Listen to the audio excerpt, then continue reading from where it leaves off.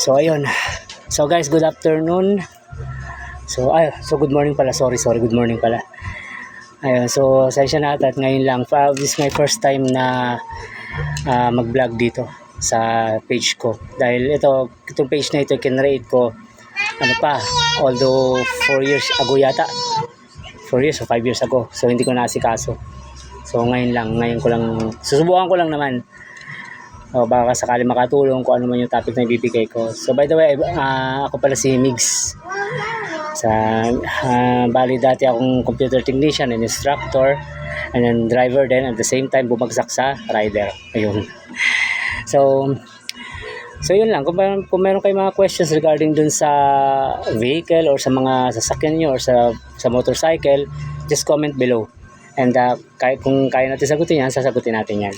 Okay? So simple lang naman tong topic natin na magbibigay lang ako ng konti baka nga makatulong.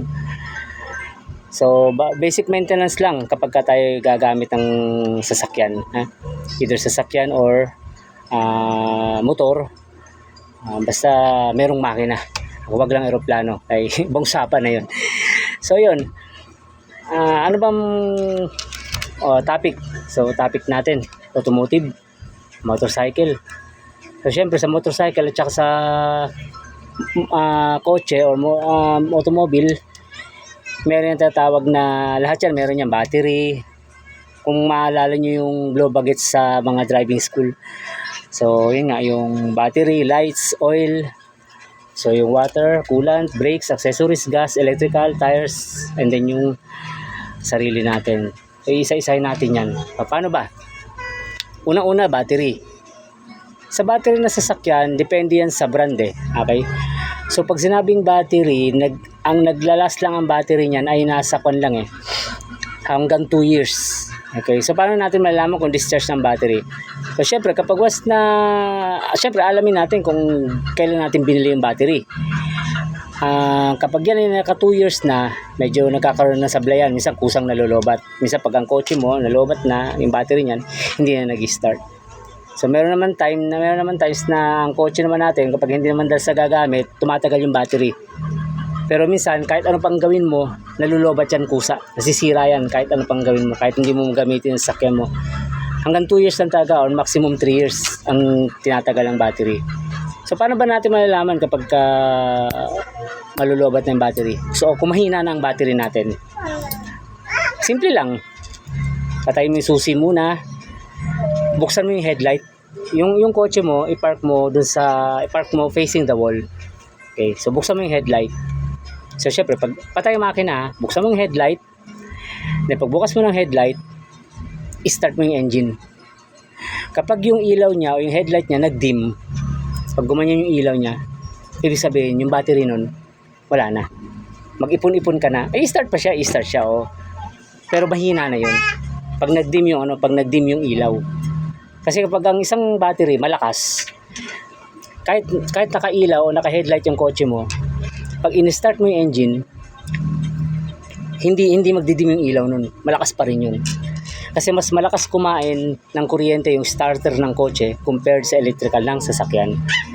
Kaya nagdidim yun kapag malapit nang masira yung inyong battery. So yan, tandaan nyo lang depende sa brand. Basta 2 years hanggang 1 year, yan, obserbahan nyo na yung baterya nyo. Ganun din sa motor. Sa motor naman, madali naman sa motor kasi kabas na nalobat yan may kickstart tutulak mo lang naman yan, diba? So next, ilaw. Yung ilaw na nating sasakyan. So check natin bago tayo umalis, check natin kung may pundido. Yun lang naman. Pag may pundido, palitan natin yung bumbilya. Minsan kasi sa may mga ilaw kasi na LED na, hindi lang natin alam kung buong set yan papalitan. Ang katulad sa motor ko, yung Honda Click, pagka naman napundi ang ilaw niyan, ay isang set papalitan. Okay? So ganun. So pagka may pundi, palitan natin kasi pangit din magmaneho nang wala kang signal light. So paano malalaman ng driver mo sa likod kung ikay kakaliwa o kakanan. Okay? So yun. Yung oil, pinaka-importante yung oil kasi ang oil ng ating sasakyan, mapapuli synthetic man yan o synthetic, dapat natin regular check natin, lalo kung malayo ang biyahe natin. Kasi kapag malayo ang biyahe natin, kunyari from Novaliches, babiyahe ka ng Bicol, o hindi, wag na lang Bicol, sabi natin Laguna, kung hindi ka marunong mag-check ng oil mo, baka mamaya tumatakbo ka na lang, wala nang langis yung kotse mo o yung motor mo. So meron yung tatawag na dipstick sa makina. Hihilahin mo lang yun, check. Papahiran mo ng tissue or basahan, then ibalik mo yung dipstick. Then pagka angat mo ulit, tignan mo yung level ng oil.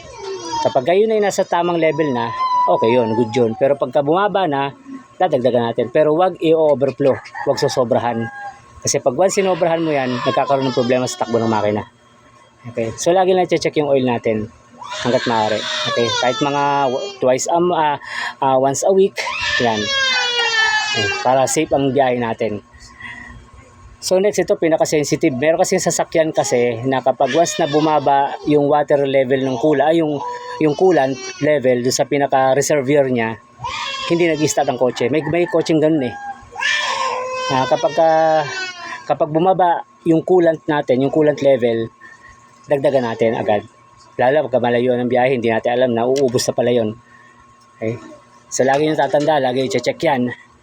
Kasi kapag kaya na naubos sa gitna ng kalsada o sa gitna ng biyahe nyo, lalo kapag madaling araw, saan kahanap ng coolant? Diba? Meron kasing coaching ganun eh, tumitirik kapag yung coolant level nasa low. Merong low and high yan eh.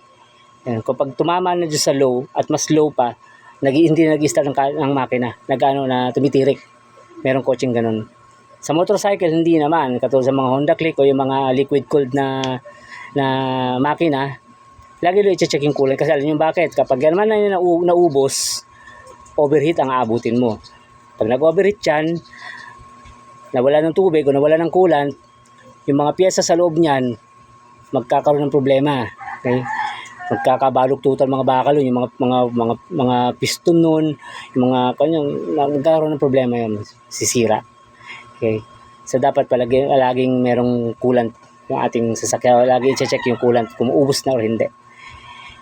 Okay. So brakes, pinaka-importante brake. Sa preno,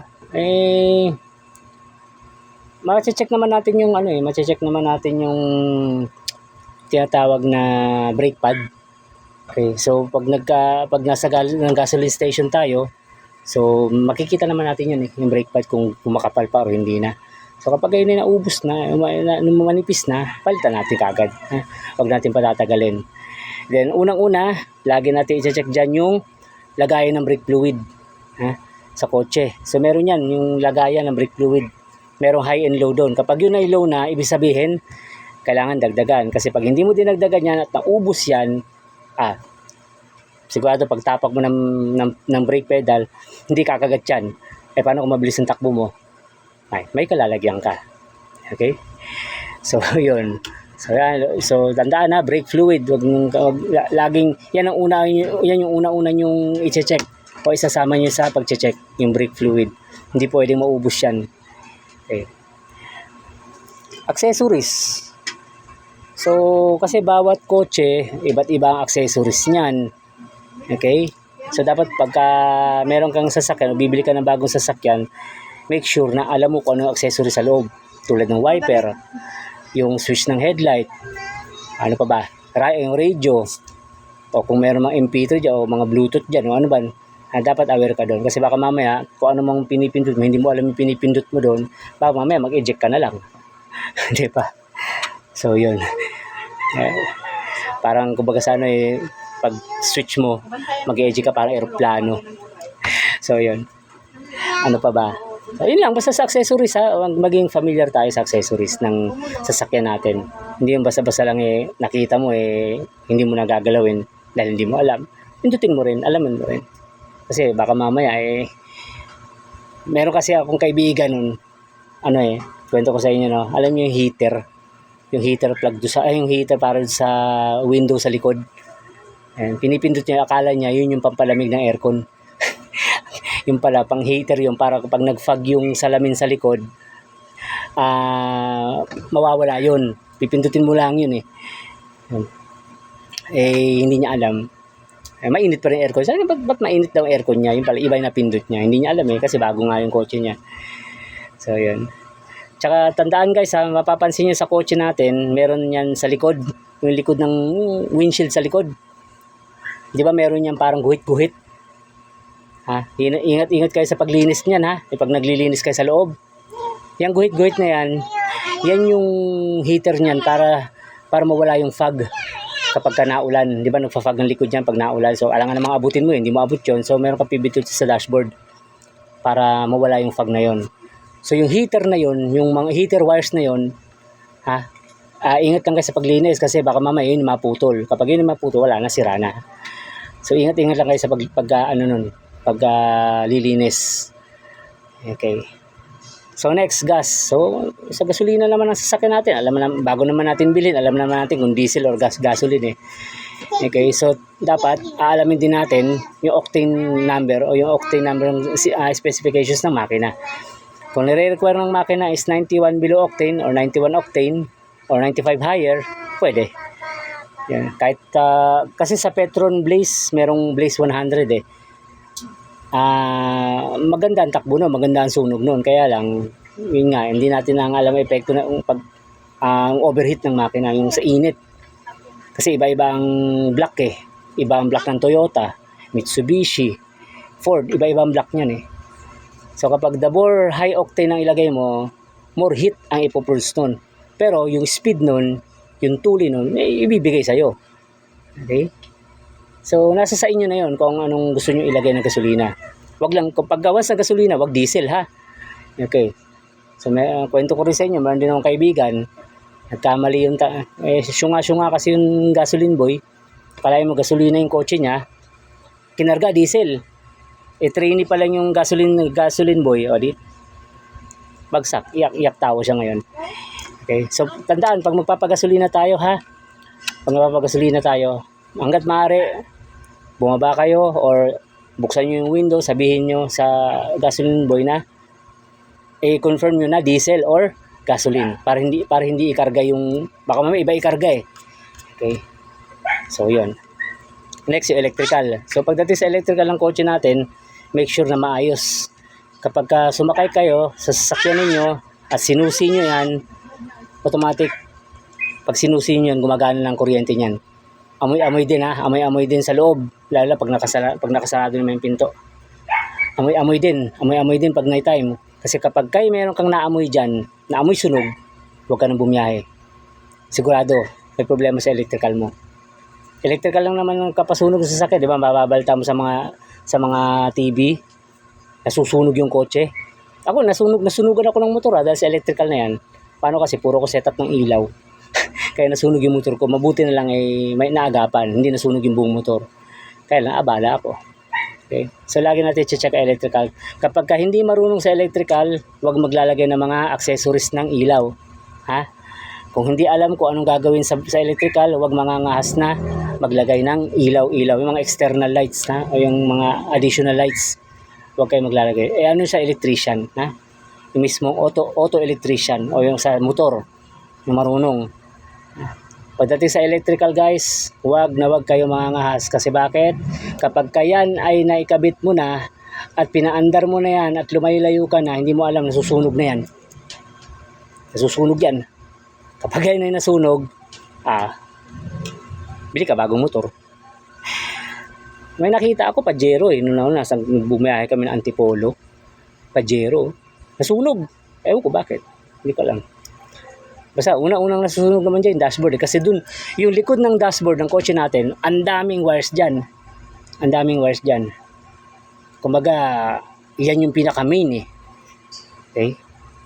So, kapag kaya na kinalikot mo at hindi mo alam, and then nagkaloko-loko yan, and then nag-additional ka ng wirings dyan, hindi mo na-tape ng ayos, nag-short circuit, dyan mag-uumpisa ang sunog. Kaya pagdating sa electrical, mag-ingat po tayo. Okay, next yung gulong. So, ganito guys, pagdating sa gulong, unang-una dyan yung tire pressure. Depende sa biyahe mo kasi yan Kung ikaw naman ay mag-isa ka lang, babiyahe ka ng malayo, kahit malapitan, tama na yung pressure ng 30. So 30 sa harap, 30 sa likod. 30 PSI ha. Kasi bakit? Kapag sobra naman kasi, masyadong matalbog. Mararamdaman mo matalbog eh. Kung compare sa 30 lang yung pressure, okay lang. Kumbaga yung takbo sa kalsada smooth lang. Okay.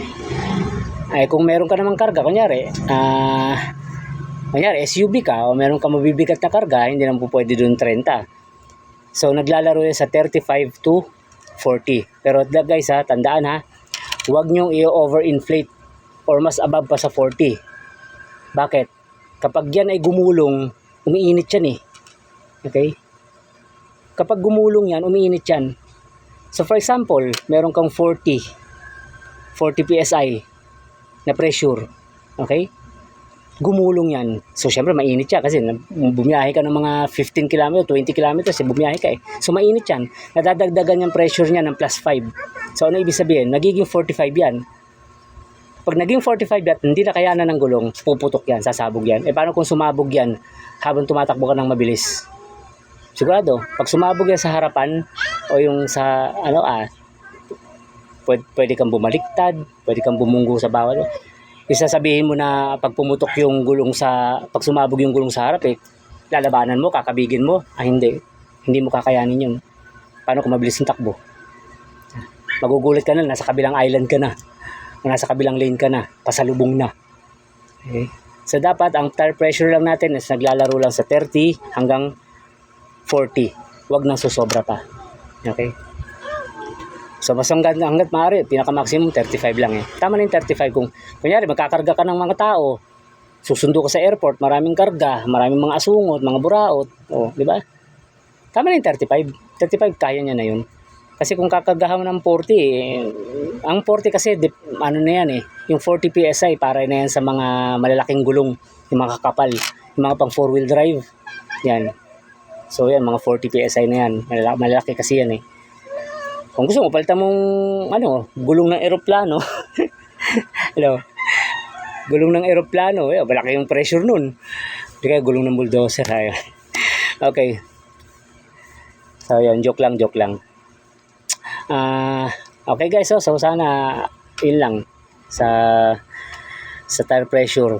So sana kayo nang bahala kung anong gusto niyo tire pressure. Wag lang sobra sa 40. Next. So yun, pinaka-last na lang natin na topic about sa ito hindi na kasama sa maintenance ng sasakyan. Pero syempre, bago ka mag-drive ng kotse mo, dapat yung sarili mo, tignan mo muna. Wag ka magda-drive ng wala ka sa kondisyon. Kasi bakit? Diyan nagkakaroon ng problema. Diyan nagkakaroon ng disgrasya. Okay? Kung magdadrive ka, make sure na fit ka magdrive. Hindi ka kulang sa tulog. Wala kang hangover. Hindi ka nakatagay ng red doors, gin, MP. Nakatulad ko. Minsan umuuwi, lasing. Ewan ko, wag naman sana madisgrasya. Kasi yung siyam na buhay natin, hindi uubra kapag tayo nadisgrasya sa motor or kotse. Mas delikado ang motor, magdadrive ng lasing. Kung kaya mo, walang problema. Paano kung hindi mo natansya? May biglang tumawid na aso, akala mo alikabok. Baliktad ka. Kasi lasing ka eh. Okay? So, tandaan kapag bago magmaneho, check mo natin sarili natin. Kung may sakit, wag muna, pagpaliban muna, bukas na lang. Okay? Ayusin muna sarili natin, magpagaling muna, magpahinga muna, may sapat na pahinga, para kapag once na babiyahe tayo ng malayo, nasa kondisyon tayo.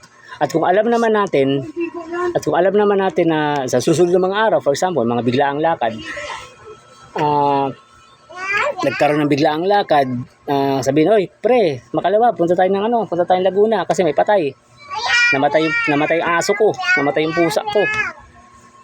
So syempre, dadalawin yun, papuntang Laguna, for example, dapat, yung umpisa pa lang na yun, sa araw na yun, kunyari, linggo, sinabihan ka, ang biyahe nyo is Martes, so linggo pala, magpakondisyon ka na. Pakiramdam mo sarili mo kung may sakit ka. Huwag mong gagawin na babiyahe ka ng Martes, tas iinom ka ng Lunes. Ayaw ko.